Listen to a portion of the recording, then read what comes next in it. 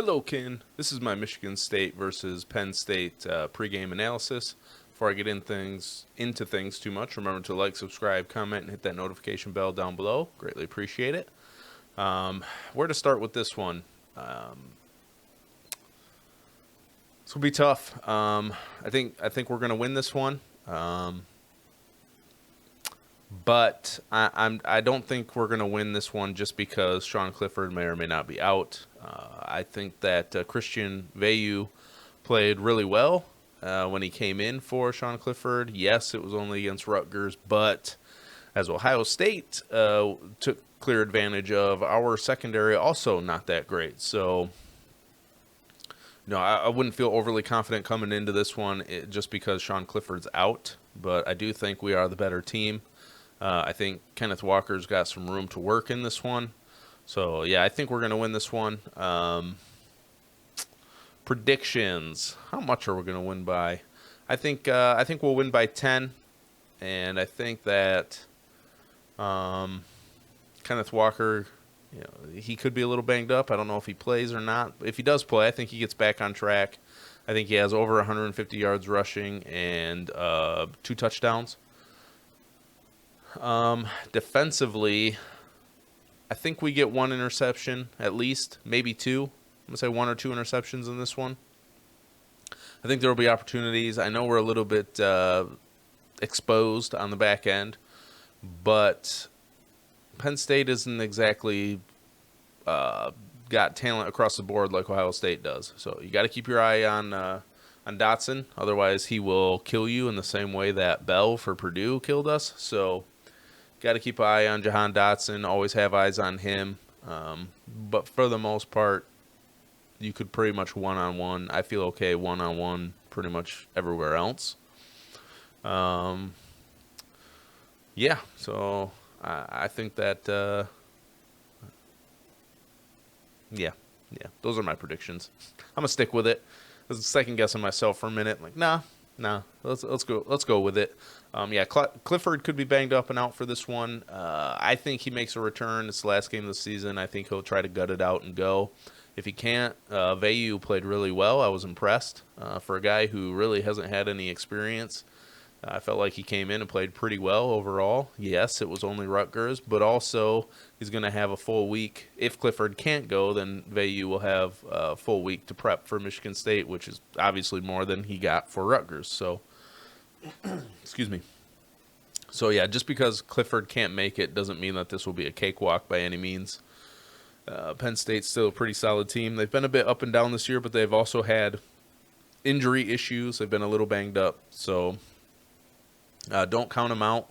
Don't think you're just going to walk into this one and win easy. It's not going to be easy. Penn State's going to be looking to end on a high note the same way that we are. So you got to show up. You have to execute. Our execution against Ohio State was poor. We're going to have to play much better than that.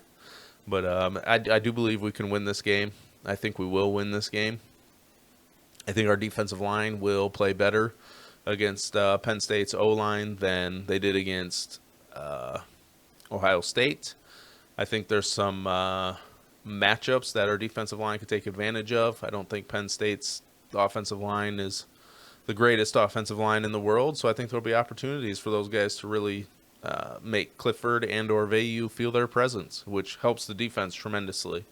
In games that we've won and played well, our defensive line has played well, and in games that we've lost and our defenses look terrible, they've been a non-factor. So they're definitely going to have to show up, going to have to win your matchups and play well. But I think they will. I think they will. That's pretty much all I got on this one. Do I want to touch on Mel Tucker? Okay, let's touch on Mel Tucker.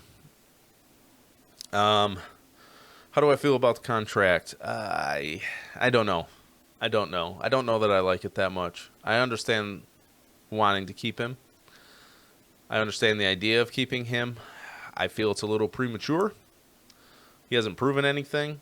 I mean, he's had a good year, but who have we played? We haven't played anybody. Our opponent win-loss record combined is under 50%. Right? Well, now it's over 50% because we've played Ohio State, but before the Ohio State game, it was below 50%. The only teams we had played with a winning record going into the Ohio State game was Michigan Western Kentucky, and Purdue. And we lost one of those games. And quite frankly, didn't look that great against. Yeah, we found a way to beat Michigan, which is great. But, I mean, we didn't look overly impressive in that game. So add on to the fact that, Purdue and Western Kentucky had 6 wins a week ago. I didn't follow if they won or lost this last weekend, but that's not a very scary schedule. And factor in the fact that Michigan, one of those good teams two of those good teams you played, you got at home. We got them at home. So, yeah, it was a great year, and we finished above expectation, but it's not like we played the toughest schedule in the world. It really wasn't that great. Our hardest games were at the end of the year. So, I don't know if anything's been signed yet. Obviously, if the rumors are out there, then it's not, the university isn't going to pull the offer and be like, well, wait a minute, no. You got destroyed by Ryan Day, so we can't pay you more than him. We're going to pull that offer off the table because that's not a good look. So I assume things are going to move forward, but you're going to pay Mel Tucker more than Ryan Day? Did anybody watch that game and think that Mel Tucker should be making more money than Ryan Day? I don't think so. Of course, Ryan Day will probably get a nice raise out of all this, for sure. But, you could also argue, if you're going to put that much money into a coach, I mean, why not just go throw $12 million at any coach? Yeah, I mean, Mel Tucker's here and he wants to be here. Sure, something to be said for that. But there's also better coaches out there that might leap to Michigan State if you're willing to make them the highest paid coach in the country. So, I don't know. It's a bit of a reach. It feels like a bit of a reach, but I understand the idea behind it. I understand why the university is doing what they're doing. I do understand it. I'm just saying, it could blow up in our face. So be prepared for the downside as well. We had a favorable schedule this year, so maybe he's looking a little bit better than he would otherwise. But if you take into account the recruiting class, then, maybe he does need to get paid that much money. The recruiting class is really good. By far the best that Michigan State's had in a long, long time. So I don't know. It's a tough situation. It's, if LSU really was coming calling, then, and you believe that Mel Tucker's your guy, then I don't think any price is too high. I really don't. If that's the guy that you think can get you there, then you got to do what you got to do to keep him. It's really that simple. Yeah, it's a bit of a reach, and yeah, there's some risk involved, but there's always risk involved. Always. Everybody thought Harbaugh would go to Michigan and be successful, and he hasn't been. So there's always risk. Always. Doesn't matter who the coach is, unless you find a way to get Nick Saban. Clearly, he's not leaving Alabama. Even Clemson's had a bad year this year, so you never know. There's always risk. Coaches are going to have down years. So if you boil it down to, do we believe Mel Tucker's the guy that can get us to the playoffs and potential national championship? If you boil it down to that and your answer is yes, pay whatever you have to keep the man. I'm not saying it's going to work out that way. I'm not saying he will get to the playoffs or win a national championship. But if you being, the staff at Michigan State, the president, the AD, if this is your guy, if you believe this is the guy that can get the job done, then just pay him. Just pay him. It'll pay for itself in the back end if he's able to get you to those spots. And if he can't, then you move on and find the next guy. You gotta spend money to make money. That's how it is. So yeah, it's a bit of a reach, and I wanted to point out reasons why maybe his value is being a little bit inflated this year based on the schedule that we've played. But at the same time, like I said, if you boil it down to, can Mel Tucker get you to the championship? Do you believe that's your guy? If the answer is yes, then just pay him. This is what college football is now. No expense is too much. Spend money to make money. If you got a guy that's got a good program going and you're winning a lot of games, then that's good money. So you got to pay him, because if you don't pay him, somebody else will. That's it. It's as simple as that.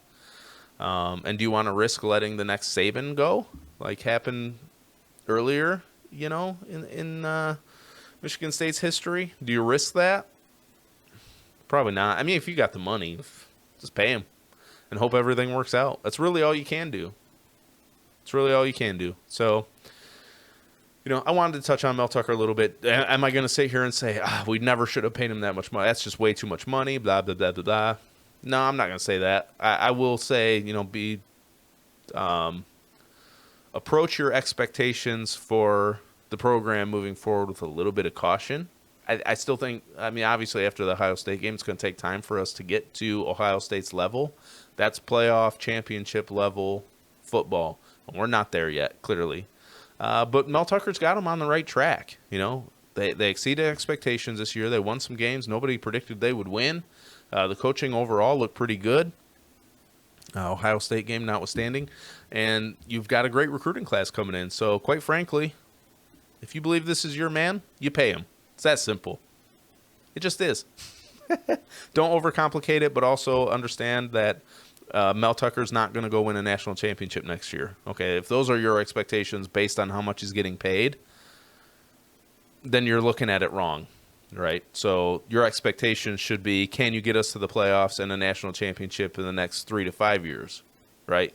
That's how long I think it's going to take. You got to get multiple recruiting classes at a high level to be able to even approach where Ohio State's at, to even get close. That's what's got to happen. So it's not going to happen overnight. You are paying him now for where you're hoping he will end up. You're not paying him right now for where you'll think he'll be right now, if that makes sense. You're not paying him $12 million, you know, it's not $12 million, but you're not paying him $10 million or whatever the contract works out to go win a championship right now. You're paying him that money to get the program to a point where they can start winning and competing for those types of things. So temper expectations in the short term. Obviously have high expectations later. That is what you're paying him for. But in the short term, you know, temper expectations, but also don't freak out because they're spending all this money on a guy that's maybe quote unquote unproven. You know, you got to take those chances, especially if a guy's generating a lot of buzz. If LSU's coming calling, whatever, you know, you do what you got to do. If you believe he's your guy, you pay him. That's what college sports is now. That's what college football is now. Texas has gone out and paid multiple coaches all kinds of crazy money, and they're still a disaster. So if Mel Tucker's your guy and he's got things on the right track, which he does, then you pay him. And don't bat an eye at it. If the university has that kind of money, if the boosters are willing to put that kind of money into it, wherever that money's coming from, if they're comfortable paying Mel Tucker, then as a fan, I'm saying, let's roll, baby. Let's keep chopping. Let's build this baby up. And in 3 or 4 years, let's see where we're at. So those are my thoughts on Mel Tucker's contract, the rumor about the deal and the amount of money. I would say temper expectations in the short run, but overall, do I have a problem with the university paying him that much money? No. That's what college football is. You might as well get used to it, or you might as well accept the fact that you're never going to try to win a national championship, because you will never get there if you're not willing to spend money on good coaches. So that's it. Those are my thoughts. I think Mel Tucker's a good coach. I think he's worth the money right now, and if he ends up not working out, then you cut your ties and you find the next guy that you think will get you there. That's it. Those are my thoughts. I wanted to touch on Mel Tucker a little bit, but also I do think we're going to beat Penn State. I think we will win by, what did I say? I think we'll win by 10. I think Kenneth Walker gets back on track, over 150 yards rushing and 2 touchdowns, and I think we will get 1 or 2 interceptions. I think whoever the quarterback is going to make a mistake or two, and I think we'll capitalize on it. That's it. Those are my thoughts. Remember, all love, all the time. Peace.